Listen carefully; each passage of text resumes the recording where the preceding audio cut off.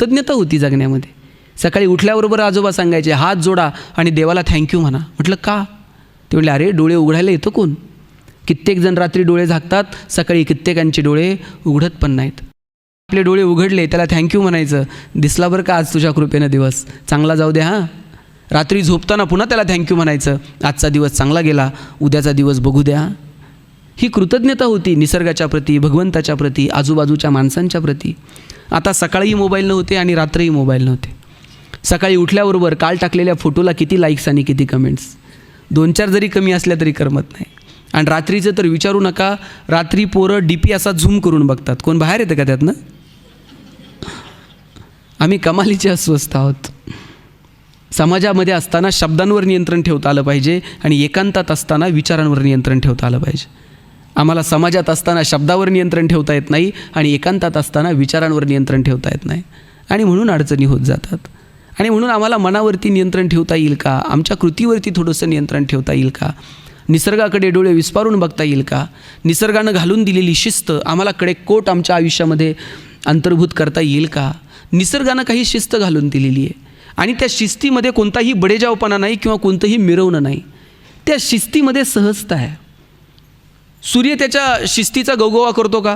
किती दिवस झाले मी सकाळी उगवतोच आहे, संध्याकाळी मावळतोच आहे, मला सुट्टी आहे का नाही? शिस्तीत आहे सूर्य. सकाळी वेळेवर उगवतो, संध्याकाळी मावळतो. त्यानं त्याच्या शिस्तीमध्ये थोडाफार जरी बदल केला तरी पृथ्वीवरचं सगळं प्रकरण बिघडून जाईल. निसर्गाचं काय, एखादा समुद्र अथांग आहे, तो समुद्र तो त्याच्या सीमा ओलांडून पलीकडे येतो का? कितीही धो पाऊस पडला तरी तो त्याच्या सीमा ओलांडत नाही आणि कितीही दुष्काळ पडला तरी तो आटत नाही. समुद्र अथांग आहे, स्थितप्रज्ञ आहे, तो त्याच्या मर्यादेत आहे. त्यानं त्याची शिस्त समुद्रानं थोडी जरी शिस्त ओलांडली तर निसर्ग त्याच्या शिस्तीत आहे.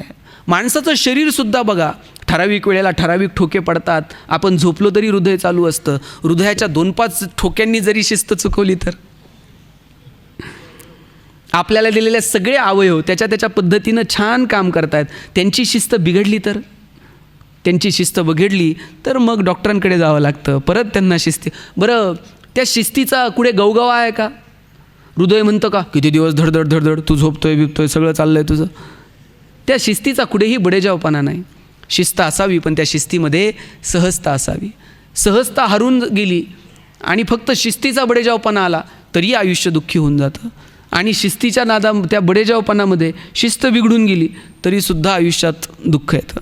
आणि म्हणून शिस्तीत राहता येईल का? संयमानं राहता येईल का? बडेजावपणा न मिरवता त्या शिस्तीचाही आनंद घेता येईल का? मला वाटतं हे जगता यावं. हे ज्यांना जगता येतं त्यांचं जगणं समृद्ध होतं. म्हणून आयुष्यातल्या छोट्या छोट्या क्षणांचा आनंद घ्या. भगवंतानं खूप सुंदर आयुष्य दिलं आहे. ते आयुष्य आम्हाला आमच्या शिस्तीत आणि त्या सहजतेनं जगता येईल का याचा विचार करा. माणसांना जपा, एकमेकांना वेळ द्या. माणसं जोपर्यंत जिवंत आहेत तोपर्यंतच त्यांच्याशी संवाद साधता येतो. एकदा माणसं निघून गेली का मग संवाद नाही. कुणाच्या तरी मदतीसाठी धावून जा, कुणीतरी तुमच्या मदतीसाठी नक्की येईल. लक्षात घ्या, निसर्गाचा नियम आहे, एक दाणा पेरला तर त्याचे 1000 दाणे उगवतात. आपण जर कुणासाठी थोडं केलं तर माणसं लक्षात ठेवतील की नाही मला माहीत नाही, पण निसर्ग मात्र ते तुम्हाला भरभरून परत करत असतो. द्रौपदीनं फक्त चिंदी गुंडाळली होती कृष्णाच्या करंगळीला. कृष्णाची करंगळी ज्यावेळेस कापली त्यावेळेस द्रौपदीनं मागचा पुढचा विचार केला नाही. साडी किती रुपयाची आहे, काय आहे, कशी आहे. पदर फाडला आणि कृष्णाच्या करंगळीला चिंदी गुंडाळली. त्या चिंधीच्या बदल्यामध्ये कृष्णाला धावून यावं लागलं. द्रौपदीला वस्त्र पुरवावी लागली आणि द्रौपदीचं रक्षण करावं लागलं. निसर्ग तुमच्या सगळ्या गोष्टींचा हिशोब ठेवतो आणि सगळा हिशोब इथंच क्लिअर करून जायचं आहे. आता वर गेल्यानंतर चित्रगुप्त हिशोब करील, पाप कितीन पुण्य कितीन स्वर्गात टाकू. चित्रगुप्ताला एवढंच काम राहिलं आहे का? आता त्यानं आउटसोर्स करून टाकलं आहे खाली. ते तरी आता कुणाकुणाचा हिशोब ठेवल. त्यानं सांगितलं आहे मी वर तुमचा हिशोब करत बसणार नाही, खालचंच तुम्ही खालीच फिडून यायचं. येताना फक्त नीलचा दाखला घेऊन यायचा. ते फक्त दाखला बघून एंट्री देते, घ्यायचं की नाही. इथंच फेडायचं आता सगळ्या गोष्टी. आणि म्हणून निसर्ग कमालीचा आहे. निसर्गातला एक नियम कायम लक्षात ठेवा. घाबरायचं कुणाच्या बापाला नाही. घाबरायचं असेल तर माणसानं फक्त स्वतःच्या कर्माला घाबरायचं. कारण कर्म कधी ना कधी वसुलीला येतं आणि एकदा का कर्म वसुलीला आलं मग तिथं कुणाचाच वशिला चालत नाही. म्हणून आपण चांगुलपणानं जगावं. भगवंत आपल्या कायम सोबत असतो. जिथं आपले प्रयत्न संपतात तिथे तो धावून येतोच. फक्त तेवढा चांगुलपणा, तो विश्वास आपल्या मनामध्ये असला पाहिजे. आणि आमच्या आजोबा सांगायचे, देवाच्या काठीचा आवाज होत नाही. आपल्या तर काठीचा आवाज होतो, पण देवाच्या काठीचा आवाज होत नाही. तो येतो, फक्त तितका तो विश्वास आमच्यावरती असला पाहिजे. आणि आलेला आम्हाला असंच एकदा एक महाराजांनी सांगितलं, भगवंत तुमच्या मदतीसाठी धावून येतो, तुम्ही चांगुलपणा ठेवा. गावाला पूर आला, सगळं गाव सोडून निघालं. एक पठ्ठ्या म्हणलं नाही, देव आला पाहिजे, आपण त्याशिवाय जात नसतो म्हटलं. देव आल्याशिवाय मी जातच नाही. त्याच्या दारात पाणी आलं, घरात पाणी आलं, तो घरावर जाऊन बसला, एक नावाड्या नाव घेऊन आला, तो मला नाही, देव आल्याशिवाय आपण जात नसतो म्हटलं. शेवटी एका मंदिराच्या कळसावर जाऊन बसला, कोणतरी हेलिकॉप्टर घेऊन आलं, बाबा आता तर दोर पकड, वर ये. नाही म्हणला, देव आल्याशिवाय आपण जात नाही. शेवटी देवबिव काय आला नाही आणि हे पाण्यात बुडून गेला. वर गेल्यानंतर देवाला म्हणला, मला 1 मिनिटासाठी तरी खाली पाठव म्हणला. म्हणला का? मला लोकांना सांगू दे, तू काही कामाचा नाही म्हणला. एवढ्या वेळ आवाज दिला तुला, होता कुठं? देवानं सांगितलं, बाबा दारात होता तेव्हा आलेलाही मीच होतो, घरावर चढला तेव्हाही मी चालतो, आणि वर हेलिकॉप्टर घेऊन आलो तरी तुला कळलं नाही, तर आता मी तरी काय करणार आहे. भगवंत येतो, फक्त आपल्याला तो समजला पाहिजे. माणसाच्या रूपात, कुणाच्या रूपामध्ये तो येतो आणि आपल्याला मदत करून निघून जातो. मला वाटतं तो चांगुलपणा फक्त मित्रांनो आपल्यामध्ये असला पाहिजे. द्रौपदीचा विश्वास होता कृष्णावरती, आणि म्हणून कृष्ण वेळोवेळी द्रौपदीच्या रक्षणासाठी धावून आला. जेव्हा युद्ध सुरू झालं आणि भीष्म पितामह म्हणजे प्रचंड शूर, देवांनासुद्धा कधीतरी देवदानवांच्या युद्धामध्ये भीष्म पितामहांनी मदत केली. इतका रुबाब आणि इतकं वैभव, इतकं शस्त्रपारंगत, इतकं मोठं अधिष्ठान भीष्म पितामह यांचं होतं. आणि मग आत्तापर्यंत युद्ध सुरू झालं आणि युद्धामध्ये पांडवच सरस भरत होते. मग दुर्योधनानं भीष्म पितामह यांना सांगितलं, तुम्ही इतके शूरवीर आहात आणि अजूनही पांडव जिवंत आहेत, मला तुमच्या लढण्यातच कुठेतरी शंका वाटते. तुम्ही एकतर मनापासून लढत नाही आहेत, किंवा तुम्ही फक्त आमचा मान राखण्यासाठी फक्त आमच्या बाजूने आहात. मग असा थेट भीष्म पितामह यांच्या वागण्यावरच शंका घेतल्यानंतर भीष्म पितामह हे प्रतिज्ञेसाठी प्रसिद्ध होते. एकदा भीष्मानं प्रतिज्ञा केली, भीष्म प्रतिज्ञा, मग ते काही केलं तरी मागे येणार नाही. आणि मग भीष्म पितामह यांनी प्रतिज्ञा केली, उद्याचा दिवस हा पांडवांचा शेवटचा दिवस असेल, उद्या एकही पांडव जिवंत राहणार नाही. आणि ही बातमी कळली कृष्णाला. कृष्ण म्हटलं, आता हे सांगायला पाहिजे पांडवांना. सांगायला म्हणून गेला तर पांडव गाढ झोपलेले होते. द्रौपदी जागी होती. द्रौपदीला म्हटलं, अरे यांना काय समजतंय का? युद्धाची काही नीती भीती ठरवायची, हे गाढ झोपलेत. द्रौपदी म्हटली, कृष्णा तू जागा आहेस म्हणून ते झोपलेत, त्यांना खात्री आहे तू आहे जागा. काय हा विश्वास आहे भगवान श्रीकृष्णावरचा. तो म्हटला, झोपू दे, चल आता. ते भीष्मानं प्रतिज्ञा केली आहे भीष्म पितामहांनी की बाबा रे, उद्या एकही पांडव जिवंत राहणार नाही. आणि मग भीष्म पितामह यांना भेटायला द्रौपदी आणि कृष्ण गेले. भीष्म पितामह असे सभागृहामध्ये ध्यानस्थ बसलेले होते, डोळे बंद केलेले होते, आणि द्रौपदी आणि कृष्ण त्या दारामध्ये जाऊन थांबले. कृष्णानं द्रौपदीला सांगितलं, चपला बाहेर काढ, पायांचा आवाज होऊ देऊ नको, आणि भीष्म पितामह यांच्या पायावर डोकं ठेवून पटकन निघून ये. पायांचा आवाज न करता द्रौपदी तिथपर्यंत चालत गेली. भीष्म पितामह यांच्या पायावरती डोकं ठेवलं आणि बांगड्यांचा आवाज झाला. कुणीतरी स्त्री आहे. डोळे न उघडता भीष्म पितामह यांच्या मुखातून शब्द बाहेर पडले, सौभाग्यवती भव. आणि डोळे उघडून बघतायत तर द्रौपदी समोर. आणि काल तर प्रतिज्ञा घेतली आहे, एक पांडव जिवंत उरणार नाही. भीष्म पितामह हसायला लागले, म्हणले, द्रौपदी तू एकटी आलेली नसणार, कृष्ण कुठे? द्रौपदीनं असा तिकडे दाराकडे हात केला. बाहेर काढलेल्या चपला कृष्णानं हातात घेतल्या होत्या आणि कृष्ण चपला हातात घेऊन नाचत होता. भीष्म पितामह म्हटले द्रौपदीला, तुझ्या चपला हातात घेऊन जर कृष्ण नाचू शकतो तर तुझ्या आयुष्यात कोणतंही संकट आणि दुःख येऊ शकणार नाही. काय हो, असा कृष्ण सखा सोबती आपल्या आयुष्यात असला पाहिजे. आणि त्याच्यासाठी कर्म चांगलं असलं पाहिजे. त्याच्यासाठी आपण एक चांगुलपणा आपला जपला पाहिजे. आता समाजात चांगला राहिला नाही, लोकच उपकार जाणणारी नाहीत. ठीक आहे, ज्याला जसं वागायचं आहे तसं वागू द्या. आपण आपल्या शिस्तीत, आपण आपल्या धुंदीत, आपण आपल्या मस्तीत जगायचं. कारण प्रत्येक गोष्टीचा हिशोब कधी ना कधी होत असतो. वेळ जातो चांगुलपणा पुढे जायला, पण ज्या दिवशी वेळ येते त्या दिवशी मात्र सगळ्या गोष्टींचे हिशोब चुकते झालेले असतात. ते चित्रपटात तुम्ही बघा बरं, विलन 2.5 तास रुबाबात असते, हिरो शेवटच्या अर्धा तासात जिंकतो. वेळ जाते परंतु विजय मात्र निश्चित आहे. आणि म्हणून मस्त राहा, छान जगा, आपल्या आपल्या सुखाच्या जागा ठरवा. इथे तिथे कुठे नेमकं सुख भेटणार आहे, मला वाटतं ते आपलं आपण नेमकं ठरवावं, अंतर्मनात डोकवावं.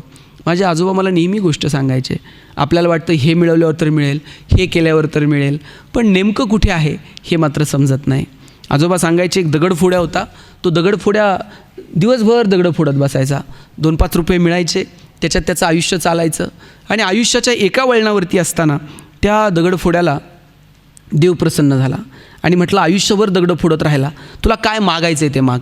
दगडफोड्या म्हटला, आता काय मागू देवा, आयुष्यभर दगडं फोडत राहिलो, 2 रुपये मला गाठीला बांधून ठेवता आले नाही, दिवसभर कष्ट करायचे तेव्हा माझं घर चालतं, आणि काय माझ्या जगण्याला किंमत आहे.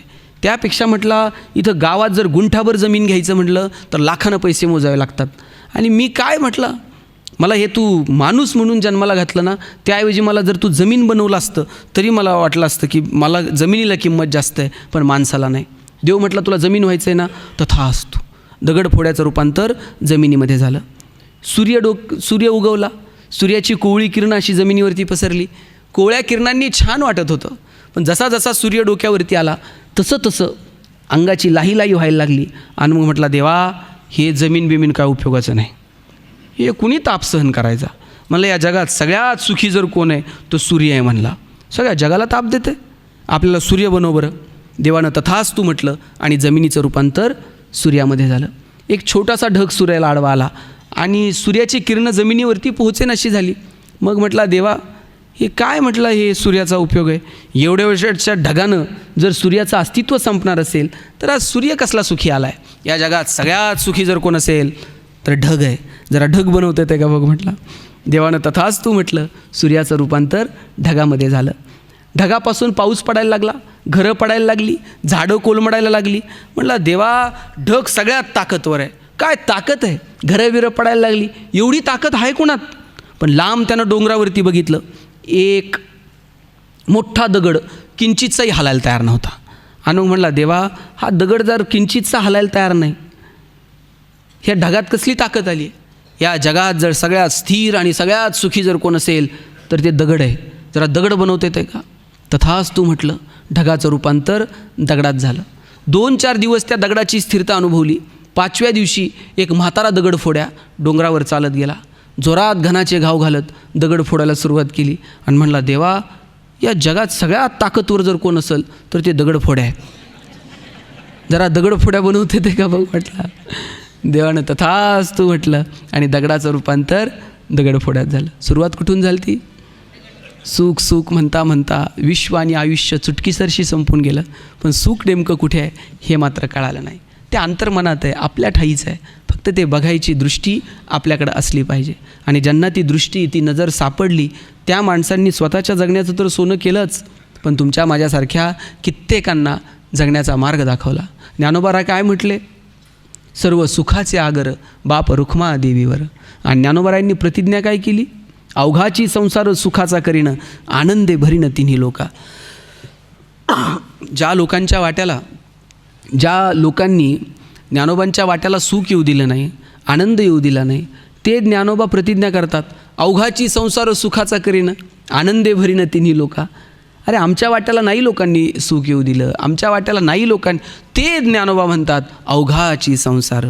ते असं नाही म्हणत माझं घर सुखी करेल, माझं कुटुंब समाधानी राहील एवढं मी बघल, माझ्या गावापुरतं बघल, माझ्या तालुक्यापुरतं, माझ्या मतदारसंघापुरतं, असं नाही म्हणत. ज्ञानोबा म्हणतात अवघाची संसार सुखाचा करीनं आनंदे भरीनं तिन्ही लोका. काय व्यापकता आहे, काय बोलण्यातलं काय धाडस आहे ज्ञानोबारायांचं. मला हेवा वाटतो या लोकांचा की सगळ्या संसाराला आनंदानं भरून टाकू अशी प्रतिज्ञा करतात. तुम्ही बघा, ज्ञानोबारायांचा हरिपाठ आहे, त्या हरिपाठामध्ये एक ध्रुवपद आहे, तो हा विठ्ठल बरवा, तो हा माधव बरवा. लहानपणापासून आपण हरिपाठ ऐकत ऐकत लहानाचे मोठे झालेली माणसं आहोत. तो हा विठ्ठल बरवा, तो हा माधव बरवा, तो हा शब्द ऐकताना एक वाटायचा, पण नंतर कळलं कदाचित ज्ञानोबारायांना असं म्हणायचं आहे, तो आणि हा एकमेकांपेक्षा वेगळा नाही. आपल्याला विटेवरती उभा असणारा तो कळतो, पण अंतर्मनात दडलेला हा समजत नाही. कित्येकजण याच्या भोवतीच फिरत बसतात, पण विटेवर उभा असणारा तो समजत नाही. तो आणि हा एकमेकांपेक्षा वेगळा नाही हे ज्याला समजलं त्याचं जगणं सुखी आणि समृद्ध झालं. तुम्हाला दृष्टांत देतो. तो चुकला तर हा चुकणार आहे, आणि हा चुकला तर तो चुकणार आहे. दोघंही एकमेकांवरती अवलंबून आहेत. एक व्यापारी होता आणि एक शेतकरी होता. शेतकऱ्याचा आणि व्यापाऱ्याचा व्यवहार होता. शेतकरी त्या व्यापाऱ्याकडनं 1 किलोभर साखर, तांदूळ, जे काही सामान लागेल ते किलोच्या मापानं घेऊन यायचा, आणि त्याच्या बदल्यामध्ये त्याला 1 किलो साखर आणली तर 1 किलो लोणी नेऊन द्यायचा. आणि 9-10 वर्ष दोघांचा व्यवहार सुरू होता. आणि 9-10 वर्षानंतर व्यापाऱ्याला वाटलं, आत्तापर्यंत शेतकऱ्यानं दिलेलं लोणी आपण कधीच मोजून घेतलं नाही, आता मात्र आपण मोजायला हवं. आणि पहिल्यांदा आयुष्यात त्यानं ते लोणी मोजलं आणि ते 900 ग्रॅम भरलं. आता 900 ग्रॅम लोणी भरल्यानंतर व्यापारी चिडला. म्हटला, 9-10 वर्ष आपला हा व्यवहार सुरू आहे आणि यानं 900 ग्रॅम लोणी देतं आहे, आपला तोटा झाला किती? मग जेव्हा तो साखर घ्यायला आला त्यावेळेस मात्र व्यापाऱ्यानं सांगितलं, आता मात्र मी तुझ्यासोबत व्यवहार करणार नाही. 9-10 वर्ष मी आंधळेपणानं तुझ्यावरती विश्वास ठेवत राहिलो, आणि आज मी पहिल्यांदा लोणी मोजलं तर ते 900 ग्रॅम भरलं आहे, तू मला फसवत होता. शेतकरी त्याच्यावरती म्हटला, हे बघा म्हटला दुकानदार, मला फार व्यवहार कळत नाही, मला फार मोजमापही कळत नाही, माझ्याकडं तराजू आहे फक्त घरात, त्यात माप नाही आहे. तुम्ही दिलेली साखर मी एका पारड्यात ठेवतो, तो हा विठ्ठल बरवा, तो हा माधव बरवा. तो चुकला तर हा चुकणार आहे. जेव्हा कधी दुःख वाट्याला येईल त्यावेळेस समजायचं तो कुठेतरी चुकलेला आहे. आपलं आपण आत्मपरीक्षण करायचं आणि पुढे चालत राहायचं. म्हणून आयुष्यातल्या छोट्या छोट्या क्षणांचा आनंद घ्या. जास्त वेळ आपला घेत नाही. जाताना फक्त उद्या परत या ऐकायला. जाताना फक्त इतकंच सांगतो, आयुष्य परत मिळेल की नाही मला माहीत नाही, पुढचा जन्म आहे की नाही मला माहीत नाही, पण जो वाट्याला आला आहे तो मात्र आनंदानं जगा. श्वास थांबला की मग काही उरत नाही. श्वास थांबायच्या आत आम्हाला जगून घेता येईल का? मला वाटतं त्याचा विचार करा. आपल्याला हसता येतं हसा, गाता येतं गा, छोट्या छोट्या गोष्टींमध्ये रमून जा, चांगले चित्रपट बघा, चांगली गाणी ऐका, चांगली व्याख्यानांना जा, चांगल्या माणसांना भेटा, चांगली पुस्तकं वाचा, एकमेकांसोबत संवाद साधत राहा. माणसं जोपर्यंत आहेत तोपर्यंत त्यांच्या हातात हात द्या, तोपर्यंत त्यांच्यासोबत स्पर्श ठेवा. माणसं निघून गेली का मग सापडत नाहीत. आपण माणसं निघून गेली का मग त्यांचं कौतुक करतो, मग त्यांचे गोडवे गातो. आपण गायलेले गोडवे त्यांच्या कानापर्यंत पोहोचत नाहीत. जोपर्यंत माणसं जिवंत आहेत तोपर्यंतच सगळं आहे. ज्या दुसऱ्या गावात गेलेला माणूस भेटल, दुसऱ्या तालुक्यात गेलेला माणूस भेटल, पण माणसं एकदा ढगात निघून गेली का मग मात्र ती सापडत नाहीत. ज्यांच्याकडे माणसं आहेत त्यांना जपा. नात्यागोत्यांमधला आनंद घ्या. एकमेकांच्या सुखदुःखामध्ये मनापासून सहभागी व्हा. आणि अहंकाराच्या पलीकडं थोडंसं जा. जसं ज्ञानोबा माऊली म्हटले की सांडी तो अवगुणू, आपल्यामध्ये असणारा अवगुण एक अहंकार असा अवगुण आहे की जो आपल्याला शाश्वत सुखापर्यंत जाऊ देत नाही. मला वाटतं तो अहंकार बाजूला ठेवला की मन मग स्थिर होतं. मन स्थिर न होण्याचं कारण जर कोणतं असेल तर आमच्या ठाई असणारा अहंकार आहे. आणि म्हणून मन स्थिर करण्यासाठी प्रयत्न करा. अहंकाराला थोडंसं संन्यासत्वाची व्याख्या करायची वेळ आली तर ज्ञानोबा म्हटले, आणि मी माझी ऐसी आठवण विसरले जायचे अंतःकरण, पार्था तो संन्यासी जाण निरंतर. संन्यासत्वाची व्याख्या करताना ज्ञानोबा असं नाही म्हटले, ज्यानं भगवा वेश परिधान केला आहे तो संन्यासी, ज्यानं संसार केला नाही तो संन्यासी, जो भौतिक गोष्टींच्या पलीकडे गेला तो संन्यासी. संन्यासत्वाची व्याख्या करताना ज्ञानोबा म्हटले, जो स्वतःतला मीपणा विसरला तो संन्यासी. अहंकार सोडता आला, मीपणा बाजूला ठेवता आला का मग छोट्या छोट्या गोष्टींचा आनंद घेता येतो. तुम्हाला एक दृष्टांत सांगतो. एक धोबी असा एक भगवा वेश परिधान केलेला, ज्याला आपण वरवर संन्यासी म्हणतो, ज्यानं लग्न वगैरे केलेलं नाही, असा एक संन्यासी रस्त्यानं चाललेला होता. त्याला एक सोन्याची अंगठी सापडली. त्यानं ती पटकन उचलली, पण त्याच्या मनात आला आपण संन्यासी आहोत, ह्या भौतिक गोष्टींचं आकर्षण आपल्याला असू नये, आपण ही तिथेच ठेवावी. पण दुसरं मन त्याला सांगत होतं की नाही, आपण 5 मिनिट इथे थांबू, आल्या गेलेल्यांना विचारू तुमची आहे का, तुमची आहे का, आणि 2-4 लोकं नाही म्हणली आणि मग ठेवायला काय हरकत आहे. तिथून एक धोबी चाललेला होता, पांढरा वेश परिधान केलेला, कपड्याचं गाठोडं असं डोक्यावरती घेतलेलं. पहिल्यांदाच तो धोबी तिथून निघालेला आणि पहिलाच माणूस त्याला धोबी भेटला. संन्यासानं त्याला घाबरत घाबरत विचारलं, का हो, ही सोन्याची अंगठी तुमची आहे का? धोबी म्हणला नाही आणि पुढे निघून गेला. याला बरं वाटलं, एक जण तर नाही म्हणलं, आता फक्त 2 जणांना विचारायचं म्हणलं. धोबी 4 पावलं पुढं गेला आणि त्यानं परत मागं वळून बघितलं आणि त्या संन्यासाला म्हटलं, का हो महाराज, ही अंगठी तुम्हाला त्या पलीकडच्या दगडाजवळ सापडली? ते हो, तिथंच सापडली. तुला कसं माहीत? नाही म्हटलं, मी रोज ह्याच रस्त्यानं जातो, कालच दिसली होती. माझी नाही म्हणून मी घेतली नाही, इतकंच. खरा संन्यासी कोण? वरवरच्या अंगानं आमचं वागणं नाही ठरत, आपण अंतर्मनातून त्या गोष्टींपासून लांब गेलेलो आहोत का? मला वाटतं ही गोष्ट महत्त्वाची असते. म्हणून छोट्या छोट्या गोष्टींचा आनंद घ्या, अहंकार बाजूला ठेवा आणि सामान्यपणे श्वास थांबायच्या आत जेवढं जगता येईल तेवढं जगून घ्या. जाताना इतकंच सांगतो, आयुष्याच्या कोणत्याही क्षणाला रिटेक नाही, आयुष्याच्या कोणत्याही क्षणाला वन्स मोर नाही. तुम्हाला वाटलं माझं भाषण पुढं ढकलावं, ढकलता येणार नाही. घरी गेल्यानंतर वाटलं परत ऐकावं, परत ऐकता येणार नाही. आयुष्याचा कोणताही क्षण पुढं ढकलता येत नाही आणि आयुष्याचा कोणताही क्षण रिव्हर्स करून बघता येत नाही. म्हणून जे क्षण आपल्या वाट्याला आले ते आनंदानं जगावेत. छोट्या छोट्या क्षणांचा मनापासून आनंद घ्यावा. श्वास थांबला की सगळं संपलं. म्हणून हसत राहा. फक्त माणसालाच हसता येतं, जनावरांना हसता येतं का? शेणकूर करायला तुम्ही गोठ्यात गेलाय आणि एखाद्या म्हशीनं छान स्माईल दिली, असं झालं आहे का? म्हैस म्हणते का, प्लीज वेलकम इन गोठा विथ स्माईल? तुम्ही कधी साहेब गाढवाला हसताना बघितलं आहे का?